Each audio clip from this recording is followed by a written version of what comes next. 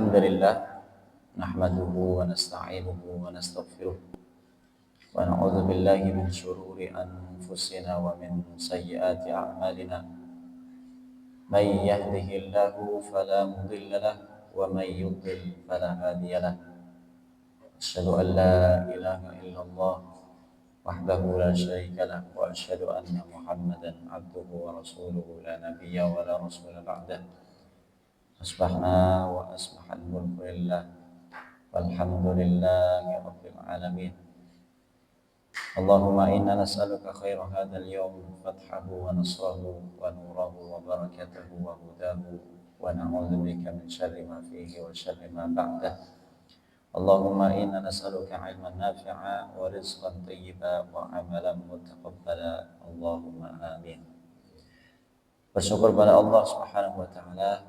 Hadirin hadirat Bapak dan Ibu, para ikhwan dan akhwat rahimani wa rahimakumullah, atas segala limpahan nikmat dan karunia yang diberikan kepada kita semuanya dalam keadaan sehat walafiat di pagi hari yang penuh dengan keberkahan ini, di majelis yang penuh dengan keberkahan dan di tempat yang penuh dengan keberkahan juga. Allah masih mengumpulkan kita, Allah masih menyempatkan kita dan mampu menggerakkan jasad kita untuk hadir di taman surga.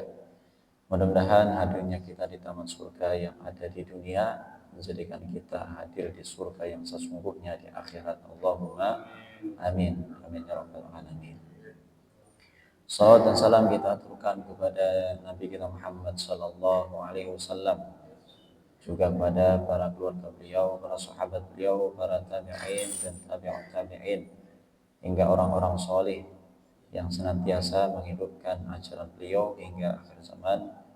Mudah-mudahan semua kita di akhirat diakui oleh beliau sebagai umatnya dan mendapatkan syafaatnya. Amin amin ya rabbal alamin. Hadirin hadirat Bapak dan Ibu jemaah sekalian rahimani wa rahimakumullah. Alhamdulillah kita telah selesai membahas surat Al-Lail. Maka urutan dari bawah ke atas, dari An-Nas ke atas, surat setelah Al-Lail adalah surat Asy-Syams. Insyaallah kita akan membahas surat Asy-Syams, namun hanya pembukaan hari ini.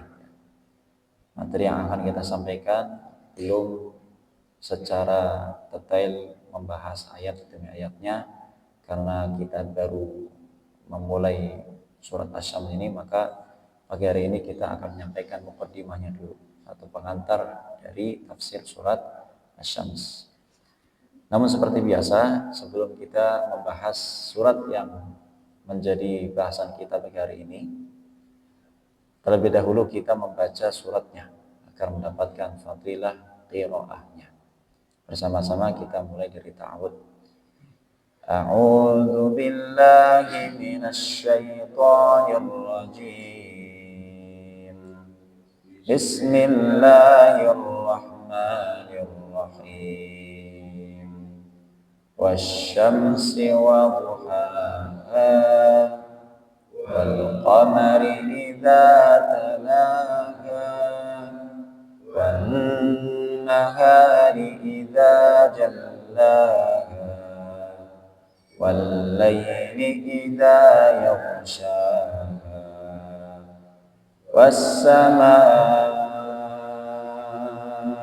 وما بناها والأرض وما طحاها ونفس وما سواها فألهمها فجورها وتقواها قد أفلح من زكاها وقد خاب من دساها كذبت ثمود بطغواها إذ انبعث أشقاها فقال لهم رسول الله ناقة ناقة الله وسقياها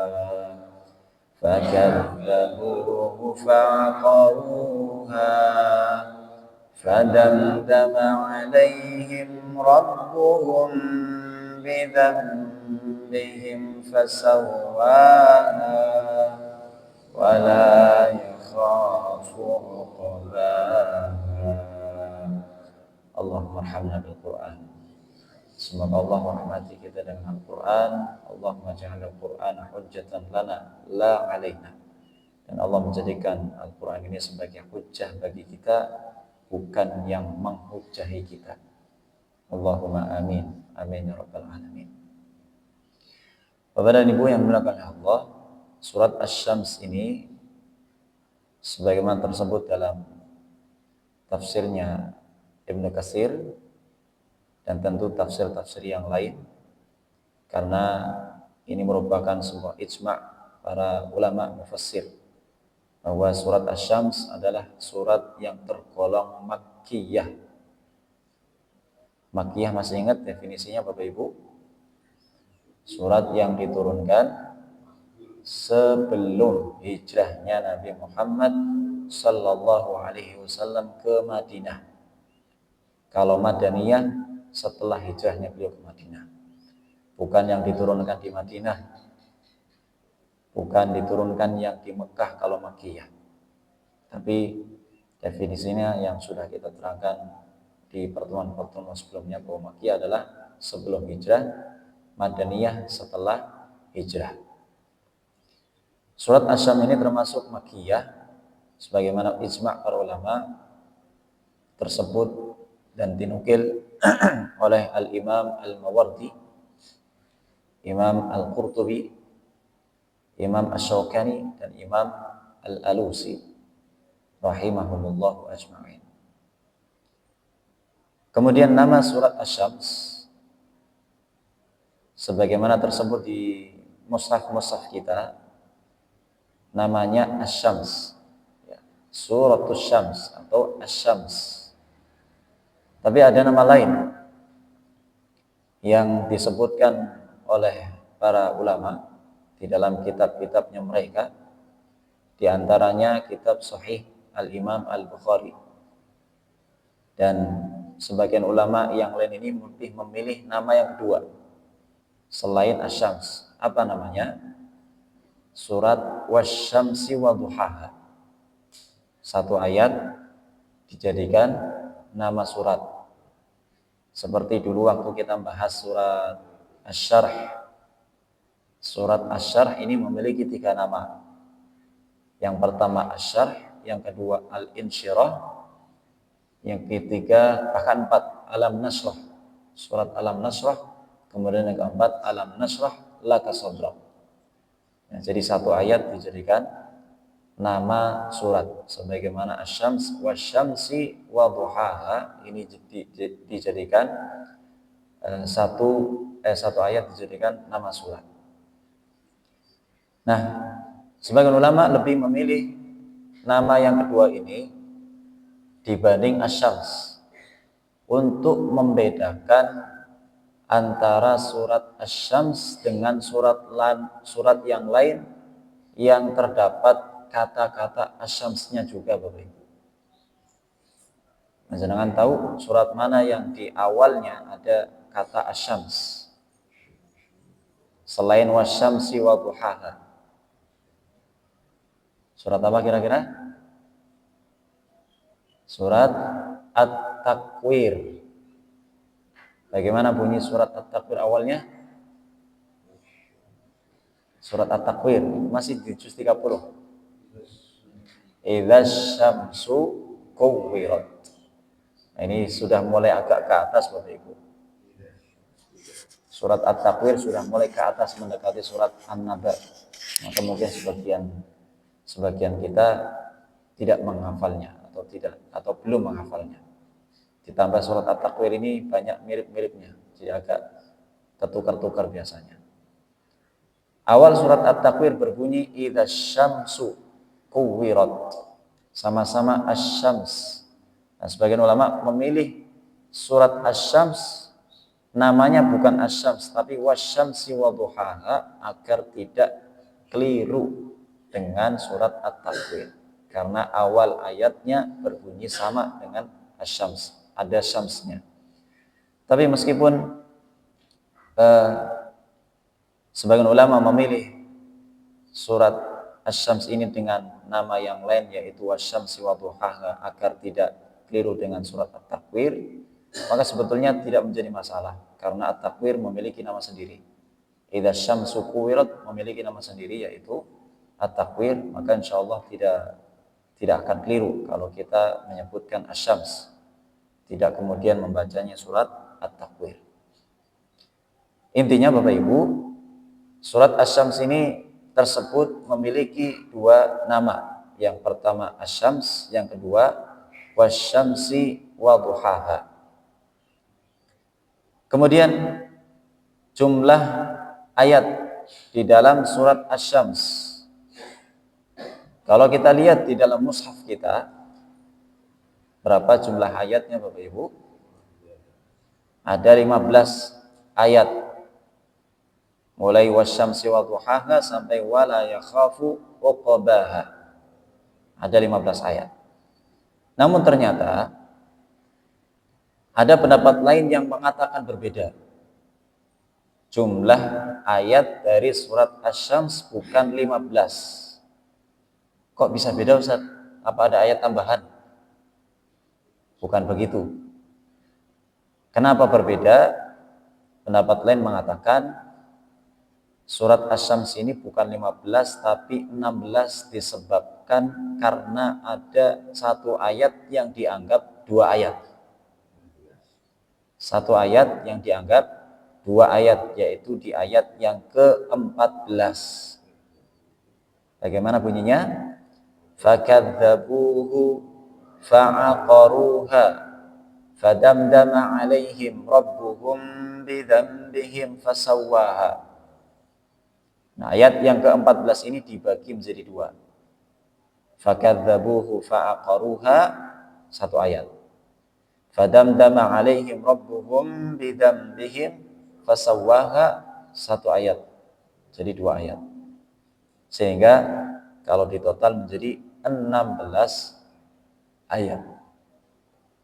Nah, dari satu surat ini saja Bapak Ibu, ada dua pendapat yang mengatakan surat Asy-Syams ayatnya 15, satunya mengatakan 16. Maka kalau kita ijmalkan dari semua surat-surat yang ada di dalam Al-Quran, maka sudah menjadi barang pasti akan ada perbedaan jumlah ayat di dalam Al-Quran. Yang kita dengar dan yang sering kita hafal, jumlah ayat di dalam Al-Quran ada berapa Bapak Ibu? Gampangnya 6.660. Sering yang sering kita dengar 6.666. Semuanya 6 dibulatkan biar gampang ngitungnya, gampang menghafalnya. Padahal banyak perselisihan pendapat. 6.000 ke atas iya, 6.200 sekian iya, di atasnya itu tersebut di Ibnu Katsir di awal-awal ketika beliau menyampaikan muqaddimah tafsirnya, beliau menyebutkan beberapa angka-angkanya. Nah, intinya 6.000 ke atas itu. Nah, dari satu surat saja bisa berbeda pendapat, apalagi semua surat-surat yang ada di dalam Al-Quran, maka potensi perbedaan pendapat itu pasti ada. Ya, jadi intinya jumlah surat Asy-Syams, jumlah ayat dari surat Asy-Syams, yang pertama mengatakan 15, yang kedua mengatakan 16 jika ayat yang ke-14-nya dibagi menjadi dua. Ya. Kemudian Bapak Ibu, pembahasan berikutnya di muqaddimah ini, keutamaan surat Asy-Syams. Ada sebuah hadis yang tersebut di dalam tafsir Al-Baydawi. Bunyi hadisnya, man qara'a surat Asy-Syamsi barang siapa yang membaca surat Asy-Syams faka'annama tasaddaqa bima asyraqat alaihi syamsu wal qamar.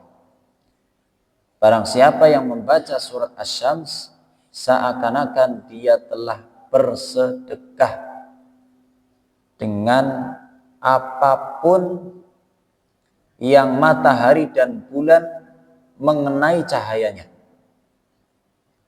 Dengan apapun yang matahari dan bulan mengenai cahayanya. Artinya yang semua terkena sinar matahari, ya, kalau bulan kan tidak memantulkan cahaya, ya, tidak bersinar. Apapun yang terkena cahayanya matahari, kita sedekahkan. Sedekahnya ini setara dengan membaca satu surat, yaitu surat apa? Asy-Syams. Luar biasa, ya. Yang terkena sinar matahari berarti apa saja, Bapak Ibu? Ya, semuanya. Semua yang ada di bumi ini terkena sinar matahari. Artinya bumi dan isinya kita sedekahkan. Ini setara dengan nilainya membaca surat Asy-Syams. Cuman, nah, ada cumannya ini. Hadis ini dinilai palsu. Sebagaimana penilaiannya Al-Imam Al-Munawi rahimahullah. Nah, beliau ahli hadis. Seorang alim dari kalangan muhaddisin dan juga fan ilmu yang lain. Jadi ini salah satu hadis yang menyatakan tentang keutamaan surat Asy-Syams, cuman hadisnya palsu atau maudhu'. Adapun hadis-hadis yang lain belum saya temukan, ya. Adanya hadis yang menceritakan tentang keutamaan surat Asy-Syams tapi bukan dari sisi fadilah, tapi keutamaan dari sisi surat Asy-Syams ini dipilih oleh Nabi Muhammad SAW menjadi surat-surat pilihan ketika sholat Isya, ya. Jadi sholat Isya ini salah satu surat pilihannya dan ini menjadi sunnah adalah surat Asy-Syams. Sebagaimana tersebut dalam Sahih Muslim dan Sahih Bukhari. Hadis ini diriwayatkan dari Jabir, menceritakan ketika Mu'adz bin Jabal sholat bersama Nabi Muhammad SAW, sholat Isya, ya, berjamaah dengan Nabi Muhammad SAW. Kemudian beliau Mu'adz ini pulang ke kampungnya, sholat lagi dengan masyarakatnya. Ini saya bacakan dulu hadisnya. An Jabir radhiyallahu taala anhu qala. Dari Jabir radhiyallahu taala anhu, beliau menceritakan, kana Mu'adz yusalli ma'an Nabi sallallahu alaihi wasallam. Pernah suatu ketika Mu'adz bin Jabal salat Isya bersama Nabi Muhammad sallallahu alaihi wasallam berjamaah, ya. Tsumma ya'ti fa ya'ummu qaumahu. Kemudian pulang ke kampung halamannya. Salat lagi menjadi imam. Berarti 2 kali salat, Bapak Ibu. Boleh tidak 2 kali salat ini? Salat Isya 2 kali salat. Aslinya tidak boleh. Tapi di sini Mu'adz bin Jabal ketika mengimami masyarakatnya bukan meniatkan salat wajib, salat Isya, tapi meniatkan salatnya yaitu salat sunnah. Ini diperbolehkan. Misal begini, kita sudah salat maghrib berjamaah di masjid. Ini bapak-bapak terutama ini. Kemudian pulang ke rumah, istri belum sholat maghrib. Kita sholat lagi bersama istri, kita menjadi imam dengan niat sholat sunnah, tidak mengapa. Tapi tentu hanya 2 rakaat yang dikerjakan. Ya, hanya 2 rakaat yang dikerjakan. Karena tidak ada sholat sunnah yang berjumlah 3 rakaat. Nanti begitu kita sudah sampai tasyahud, kita salam, kemudian makmumnya langsung melanjutkan atau menyelesaikan sholat maghribnya menjadi 3 rakaat. itu tidak mengapa. Membantu siapa yang di rumah, yang sholatnya di rumah agar mendapatkan fadilah jamaahnya. Nah, ini ada pembahasannya di dalam fikih. Apa yang dilakukan oleh Mu'adz, Allahu a'lam, apakah sholat yang beliau lakukan jumlah rakaatnya 4 atau 2, saya belum menemukan hal tersebut. Tapi yang jelas beliau sholat lagi bersama masyarakatnya di kampung halamannya. Padahal beliau sudah sholat sunnah, sudah sholat isya bersama Nabi Muhammad Sallallahu Alaihi Wasallam. Ya. Jadi kala itu beliau berada di Makkah. Ya. Beliau berada di Makkah atau berada di Madinah. Saya belum lebih lanjut mendalami tentang ini. Kalau berdasarkan surat Asy-Syams ini surat Makkiyah, diturunkan sebelum beliau hijrah ke Madinah, maka kelihatannya kejadian ini terjadi di Makkah. Tapi bisa jadi terjadi di Madinah juga. Karena nanti yang akan beliau sebutkan hanya menyebutkan nama suratnya saja. Jadi intinya Mu'adz bin Jabal sudah sholat isya bersama Nabi Muhammad SAW, kemudian pulang ke kampung halamannya, sholat lagi bersama masyarakatnya. Fasalla lailatan ma'an Nabi sallallahu alaihi wasallam al-isya, thumma ata ila qaumihi aw ata qaumahu fa'ammahum, kemudian mengimami masyarakatnya. Kemudian yang menarik di sini Bapak Ibu, faftataha bi suratil Baqarah. Mu'adz bin Jabal ketika mengimami masyarakatnya mengawali rakaat pertama dengan membaca surat Al-Baqarah. Alif Lam Mim. Lanjut terus. Bukan seperti sebagian masyarakat Indonesia yang kalau taraweh membaca Alif Lam Mim kemudian langsung ruku. Tidak dilanjut ke ayat yang kedua, dzalikal kitabul la raiba fi. Ketika membaca surat Ali Imran hanya satu ayatnya saja, ayat yang pertama Alif Lam Mim, kemudian langsung ruku. Keren. Bacanya surat Al-Baqarah, membacanya surat Ali Imran, membacanya surat Yasin, membacanya surat yang lain, Kaf ya Ain, Kaf ha ya Ain Shad, surat Maryam, panjang. Ternyata yang dibaca hanya ayat yang pertama saja. Kalau Mu'adz bin Jabal benar-benar membaca surat Al-Baqarah Bapak Ibu. Panjang apa panjang? Panjang sekali. Surat Al-Baqarah ini 2 juz lebih. 2,5 juz.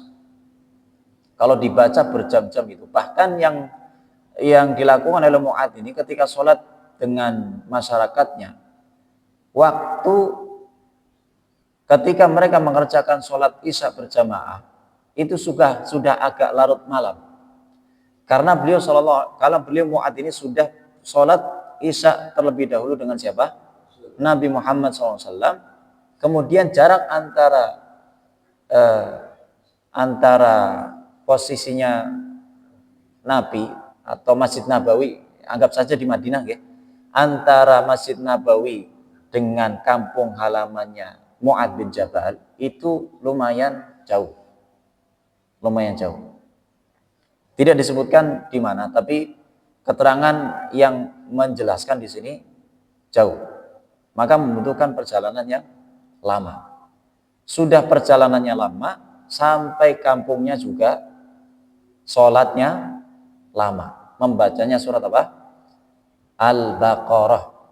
Dalam riwayat yang lain surat yang dibaca bukan Al-Baqarah tapi An-Nisa. Ya, sama-sama lama. Baik Al-Baqarah ataupun An-Nisa. Jangankan Al-Baqarah, An-Nisa Ustaz. Surat Sabbihis Al-A'la atau surat Al-Ghasyiyah ketika sholat Jumat saja sebagian orang menganggapnya lama. Tadi saya sholat subuh lama enggak Bapak Ibu? Membaca surat Al-Kahfi, keren bacanya Al-Kahfi, tapi hanya beberapa ayat atau hanya 2 halaman, itu pun nggak full. Barangkali itu tergolong lama. Ini lebih lama lagi. Mu'adz bin Jabal ketika mengimami masyarakatnya di kampungnya. Nah, ketika Mu'adz bin Jabal membaca surat Al-Baqarah dan itu sangat lama. Fanharafa rajulun fasallama thumma shalla wahdah wansaraf.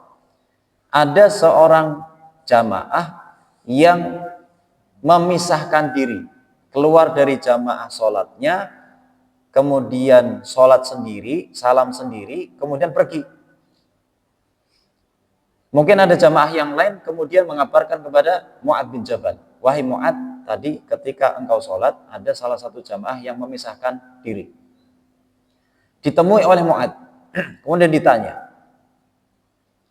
Mu'adz bertanya kepada orang tersebut yang memisahkan diri, ana fakta ya fulan, apakah kamu mau menjadi orang munafik wahai fulan?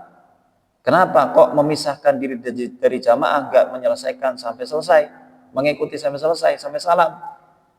Kemudian orang tersebut menjawab, la wallah, tidak, demi Allah, saya bukan orang munafik. Wala atiyanna Rasulullah sallallahu alaihi wasallam, demi Allah, saya akan mendatangi Rasulullah sallallahu alaihi wasallam, fala ukhbirannahu, dan aku akan mengabarkan apa yang kamu lakukan. Jadi Mu'adz bin Jabal menilai dari satu sisi, orang tersebut menilai dari sisi yang lain, Pak. Jadi Mu'adz bin Jabal kan menganggap orang ini salah nih, telah mengeluarkan dirinya dari barisan jamaah. Tidak boleh seperti itu. Tapi orang yang memisahkan diri itu menilai dari sisi yang lain. Apa yang dilakukan oleh Mu'adz ini keterlaluan. Karena terlalu panjang bacaan yang dibaca, surat yang dibaca, surat Al-Baqarah. Maka ketika disampaikan oleh Mu'adz, apakah kamu akan menjadi orang munafik? Orang tersebut menjawab, la, tidak. Wallahi, demi Allah, la atiyanna Rasulullah, saya akan mendatangi Rasulullah SAW, mengadu kepada Rasulullah apa yang Mu'adz lakukan. Ya. Kemudian singkatnya Bapak Ibu, ceritanya, dua-duanya ini datang pada Nabi Muhammad SAW.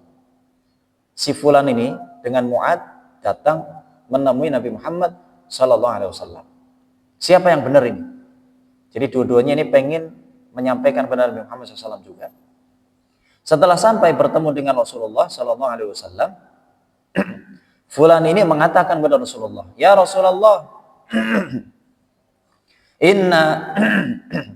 inna ashabuna wadih. Sesungguhnya kami ini pekerja kebun atau petani. Na'malu bin nahar, di siang harinya kami bekerja dan capek, ngairi sawah, menyirami pepohonan, tanaman-tanaman yang ada di kebun. Dan dulu ketika menyirami tidak seperti sekarang Bapak Ibu. Sekarang ada diesel. Nah, diesel itu merek ya. Sekarang ada pompa air yang memudahkan kita untuk mengairi sawah atau mengairi kebun. Dulu tidak ada. Maka salah satu-satunya cara yang bisa dikerjakan yaitu nimba. Dari satu tempat ke tempat yang lain, dan kebun yang dimiliki, sawah yang dimiliki itu bukan hanya 1 meter, 2 meter. Nah, kalau 1 hektar, kalau luas, maka melelahkan, membuat capek pekerjaannya. Di siang harinya sudah capek, super capek, malam harinya ternyata mendapati Mu'adz bin Jabal menjadi imam. Surat yang dibaca, suratnya sangat panjang, yaitu Al-Baqarah. Maka atas dasar itu ya Rasulullah, aku keluar dari barisan jamaahnya. Mu'adz ternyata menuduh saya ingin menjadi orang munafik. Apa jawaban Nabi Muhammad SAW ketika fulan tersebut mengadu? Nabi Muhammad SAW mengatakan kepada Mu'adz, bukan kepada si fulan, afattanun anta, ya Mu'adz, afattanun anta, wahai Mu'adz, apakah kamu ingin menebar fitnah? Fitnah di sini maksudnya bukan lebih kejam dari pembunuhan, bukan.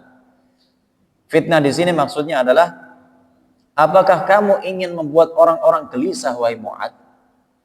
Apakah kamu ingin membuat orang-orang menjadi saling menjauh darimu? Ketika kamu menjadi imam, menjauh dari masjid, alhamdulillahnya sudah mau sholat berjamaah di masjid, padahal siangnya sudah capek, malamnya masih mau pengajian, masih mau sholat berjamaah di masjid juga. Ternyata yang menjadi imam sholatnya panjang. Surat yang dipilih adalah surat yang panjang. Al-Baqarah, luar biasa ini. Ya, maka fitnah yang dimaksud di sini bukan fitnah lebih kejam dari pembunuhan, akbar minal qatl, bukan. Tapi membuat gelisah, membuat onar, ya, membuat orang menjauh dari masjid. Nah, ini yang diperingati bukan si fulan tadi yang dianggap munafik oleh Mu'ad, tapi justru Mu'adnya sendiri. Kemudian setelah Nabi SAW mengatakan afattanun anta tadi, Nabi SAW memberikan nasihatnya kepada Mu'ad bin Jabal. Iqra bi kadza, bacalah dengan surat ini. Dalam riwayat yang lain disebutkan Nabi SAW memberikan rekomendasi kepada Mu'ad bin Jabal, falaula shallaita bisabbih isma rabbikal a'la. Kalau seandainya kamu membaca surat apa?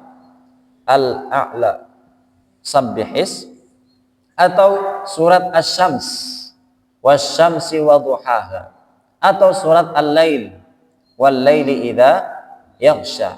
Ya. Ini surat-surat pilihan yang disebutkan oleh Rasulullah SAW ketika sholat Isya, atau yang semisal. Yang semisal maksudnya bagaimana? Yang panjangnya kurang lebih kisaran surat Asy-Syams, surat Al-A'la.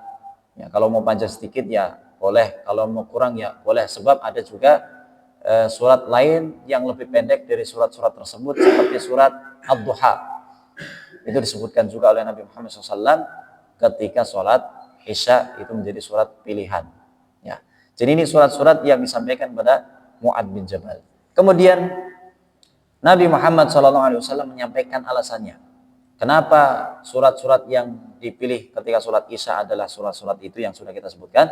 Fa innahu yusalli wara'akal kabir wadh-dha'if wadhul hajah. Karena orang yang sholat di belakangmu, yang menjadi makmummu wahai Mu'ad, adalah orang-orang yang sudah sepuh, orang-orang yang sudah capek, lemah, kemudian memiliki hajat, ya, memiliki kegiatan yang lain yang harus segera ditunaikan. Ya, ini cerita ketika Mu'ad bin Jabal menjadi imam di kampungnya, dan surat pilihan yang dibaca saat sholat adalah surat apa? Al-Baqarah.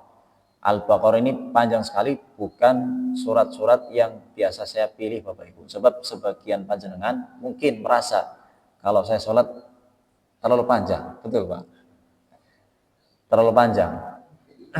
Tapi terlalu panjangnya sebagian kita sekarang, kalau dibandingkan dengan sholatnya para sahabat terdahulu, itu biasa menurut mereka. Tapi memang ini kaitannya dengan panjang atau pendeknya surat yang dibaca saat sholat, nisbi sih. Sebagian orang menganggap terlalu panjang, sebagian yang lain menganggap biasa. Tapi memang kembali kepada apa yang dicontohkan oleh Nabi Muhammad SAW. Tapi pernah juga dalam riwayat yang lain Nabi SAW ketika sholat subuh terutama, ya, dan ini menjadi panduan kita. Kalau sholat subuh lebih panjang dari sholat Isya, sholat Isya lebih panjang dari sholat Maghrib. Artinya Maghrib lebih pendek dari sholat Isya, Isya lebih pendek dari sholat subuh. Ketika sholat subuh disebutkan, saya pernah mendengarkan sebuah riwayat mengatakan sholatnya Nabi Muhammad SAW ketika bersama dengan sahabatnya diawali saat langit masih gelap, diakhiri ketika seorang melemparkan tombak tombaknya jatuh di mana sudah kelihatan. Berarti menandakan apa? Sudah mulai siang. Ini menandakan lamanya sholat Nabi Muhammad SAW ketika sholat subuh. Meskipun rokaatnya paling sedikit, hanya 2, tapi paling lama surat yang dibacanya. Ya. Jadi kalau hadis-hadis yang seperti ini, ya ini hadis umum untuk umumnya manusia. Tapi kalau pengen naik grade-nya lagi, ya beralihlah ke hadis yang lain. Sebab kita ini sholat menghadap Allah Subhanahu Wa Taala dan kita sedang berinteraksi dengan Allah, maka hendaknya kita ya nyaman dengan sholat kita, berlama-lama pun kita merasa nyaman, gitu ya. Karena kita sedang berinteraksi dengan Allah Subhanahu Wa Taala. Ini kisah tentang Mu'adz bin Jabal ketika menjadi imam, dan di situ ada semacam pelajaran yang bisa kita ambil bahwa surat Asy-Syams ini keutamaannya bisa dibaca saat sholat Isya.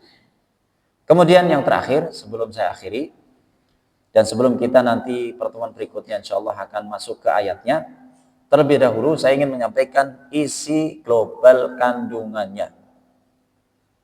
Kandungan ijmal yang terdapat di dalam surat Asy-Syams. Apa sih isi dari surat Asy-Syams ini? Secara umum Bapak Ibu, surat Asy-Syams memiliki 3 kandungan global.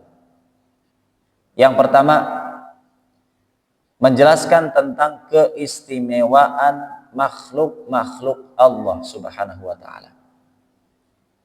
Ini tersebut di ayat yang pertama sampai ayat yang ke-8. Wasyamsi wadduhaha wal qamari idza talaha wan nahari idza jallaha wal laili idza yaghshaha was samaa'i wama banaha wal ardi wama tahaha wa nafsin wama sawwaha fa alhamaha fujuraha wa taqwaha. Yang pertama matahari, yang kedua bulan, yang ketiga siang, yang keempat malam, yang kelima langit, yang keenam bumi, wal ard, bumi. Kemudian yang ketujuh nafs, jiwa. Ya, jiwa kita, nyawa kita ini bagian dari makhluk Allah Subhanahu wa Ta'ala yang termasuk makhluk-makhluk istimewa. Kenapa istimewa? Karena 7-7-nya ini dijadikan oleh Allah Subhanahu wa Ta'ala sebagai media sumpah. Segala sesuatu yang dijadikan oleh Allah sebagai media sumpah, maka makhluk tersebut memiliki keistimewaan. Wal asri innal insana lafi khusr. Demi masa, demi waktu. Berarti waktu ini ada keistimewaannya. Termasuk Bapak Ibu di surat Al-Balad itu ada yang menarik ini. La uqsimu bihadzal balad wa anta hillum bihadzal balad wa walidi wa ma walad. Allah bersumpah demi orang tua, demi bapak, termasuk ibu juga. Artinya orang tua makhluk Allah Subhanahu wa Ta'ala yang istimewa, dijadikan media sumpah oleh Allah Subhanahu wa Ta'ala. Jadi di surat Asy-Syams ini kandungan yang pertama menjelaskan tentang keistimewaan makhluk-makhluk Allah Subhanahu wa Ta'ala. Kemudian yang kedua, isi kandungan yang kedua adalah motivasi untuk taat sekaligus peringatan agar tidak maksiat. Isi kandungan global yang kedua ini terdapat di ayat yang berikutnya 9 dan ayat 10. Qad aflaha man zakkaha wa qad khaba man dassaha. Sungguh beruntung orang yang mensucikan diri dan merugilah orang yang mengotorinya. Ini bisa diambil kesimpulan agar kita senantiasa taat, mensucikan diri dan menghindari maksiat, agar hati kita, jiwa kita tidak kotor dengan kemaksiatan tersebut. Insyaallah nanti kita akan bahas. Kemudian yang terakhir, isi kandungan yang terakhir dari surat Asy-Syams adalah dari ayat yang ke-11 sampai ayat yang ke-15, ayat yang terakhir. berbicara tentang ancaman bagi kaum musyrikin, ya, bahwa mereka sangat mungkin akan ditimpa adab sebagaimana kaum Samud ditimpa adab oleh Allah Subhanahu wa taala. Kadzabat Samudu bitagwaha idzin ba'atsa ashqaha faqala lahum Rasulullah naqatallahi wa suqiyaha fakadzabuhu fa'aqaruha fadamdama 'alaihim rabbuhum bidzambihim fasawwaha wa la yakhafu uqbaha. Kaum Samud, kaumnya Nabi siapa Bapak Ibu? Kaum Samud, kaumnya Nabi Saleh. Ya, kaumnya Nabi Saleh. Insyaallah nanti kita akan bahas bagaimana kaum Samud itu dan kenapa Allah Subhanahu wa taala sebutkan dalam surat Asy-Syams sebagai peringatan juga bagi orang-orang musyrikin di zaman Nabi Muhammad SAW. Insyaallah kita akan mendalaminya di pertemuan-pertemuan berikutnya. Mudah-mudahan kita semua diberikan kesehatan oleh Allah Subhanahu wa taala dan selalu sempat istiqomah untuk mengkaji dan dimudahkan juga untuk mengamalkannya. Apa yang kita dapat, ya, apa yang kita dapatkan dari kajian kita. Wallahu a'lam bishawab. Saya kira itu yang dapat saya sampaikan. Mudah-mudahan bermanfaat.